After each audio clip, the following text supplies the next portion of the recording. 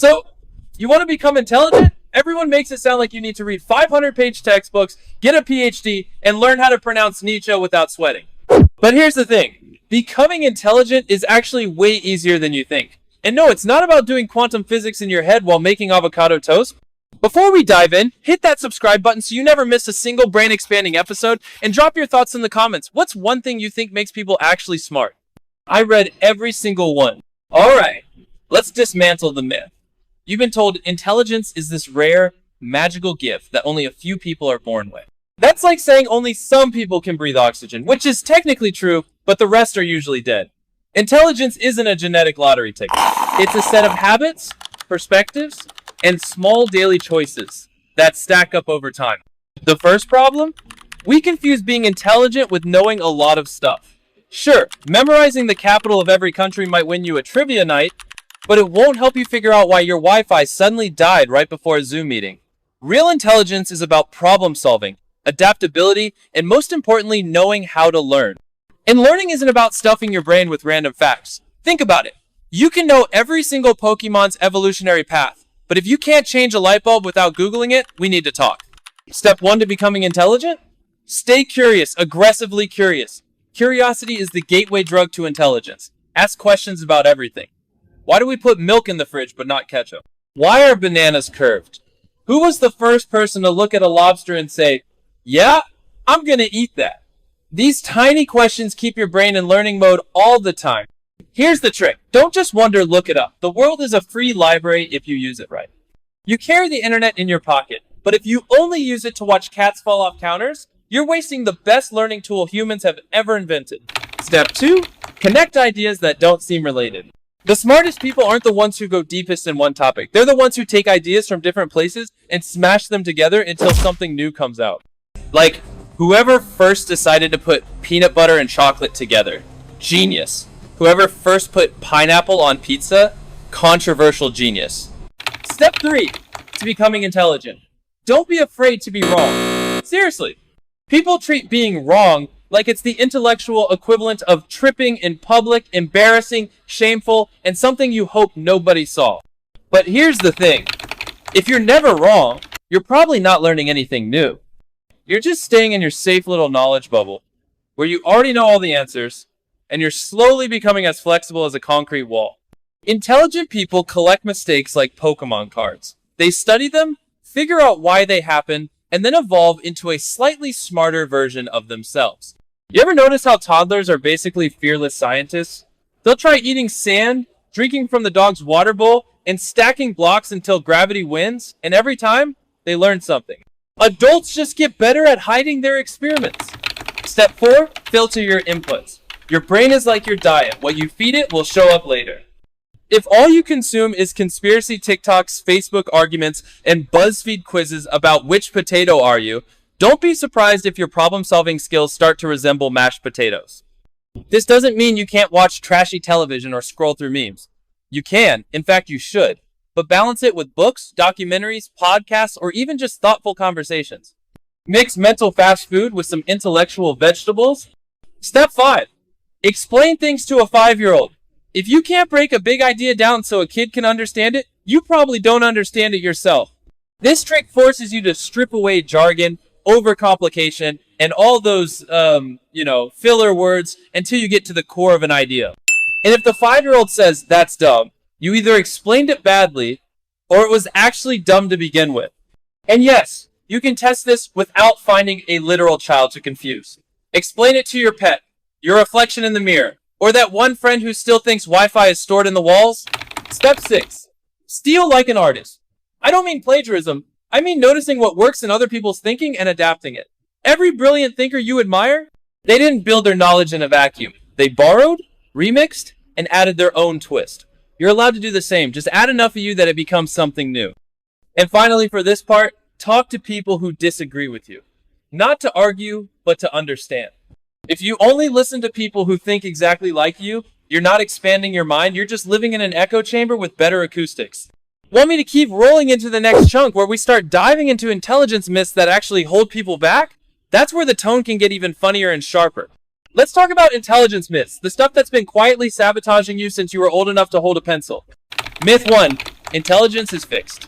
You've probably heard people say, oh, I'm just not a math person, or I'm bad with technology. And sure, maybe you were bad at it in the same way you were once bad at walking and speaking in complete sentences. The truth? Your brain is ridiculously adaptable. Neuroplasticity, that's the sciencey word, means your brain literally rewires itself when you learn something new. The more you push it, the more capable it becomes. Basically, you can upgrade your brain the same way you update your phone, except without accidentally deleting all your photos. Myth 2. Smart people don't make mistakes.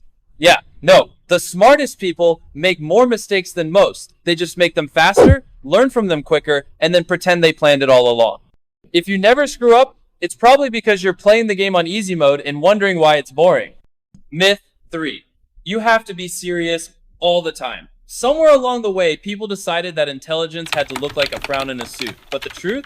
Playfulness is a huge part of creativity, and creativity is a massive part of intelligence. Einstein literally played the violin when he was stuck on a problem.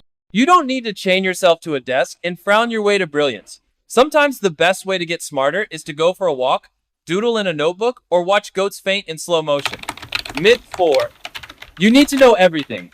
Spoiler alert, you won't ever. The internet is expanding faster than you can scroll. And even if you studied 24/7, you'd still die knowing less than 0.00001% of all knowledge.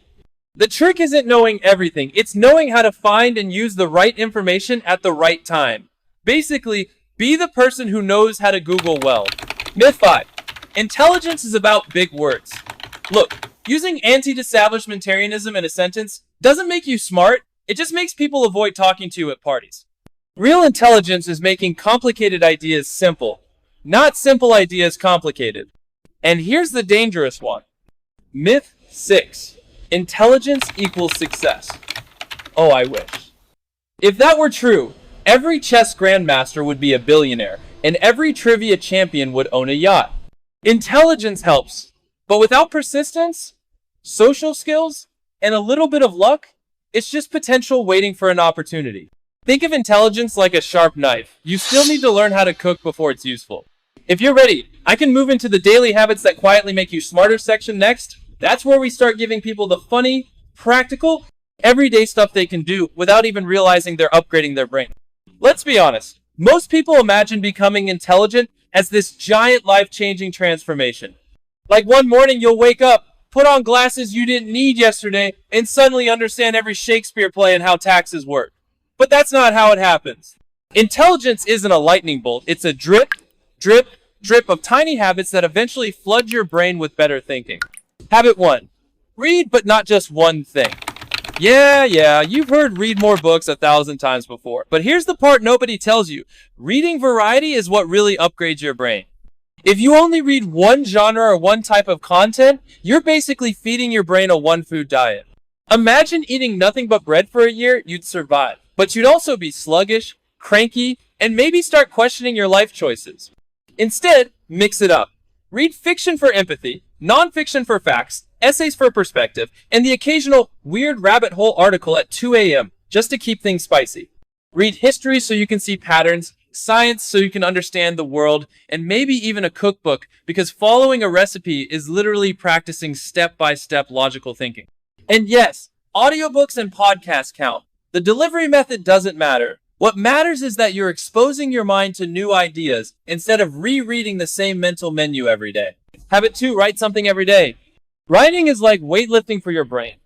Even if nobody ever reads it, writing forces you to organize your thoughts, choose your words, and clarify what you actually believe.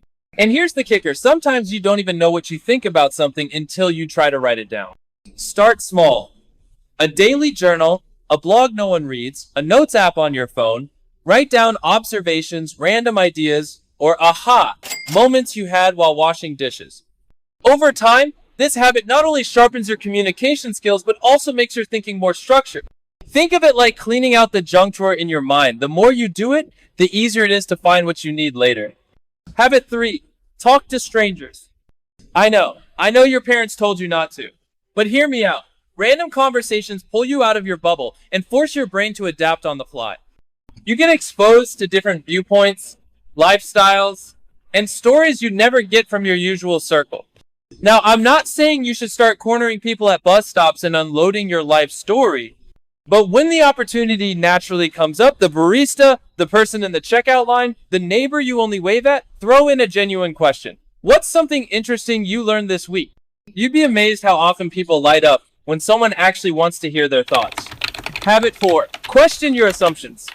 This is the mental equivalent of stretching before a workout. We all carry around truths. We've never actually examined little default settings we've just accepted. For example, breakfast is the most important meal of the day, a phrase popularized by cereal companies. Or, you need 8 glasses of water a day? Nope, the science is way more nuanced. Once a week, pick one belief you hold big or small and research the opposite view. Even if you end up sticking with your original belief, you'll now understand why you hold it. And that why is the difference between having opinions and having informed opinions. Habit 5. Teach what you learn. You don't have to be a teacher to teach. When you share what you've learned, whether in a conversation, a social media post, or explaining it to your dog, you're reinforcing that knowledge for yourself.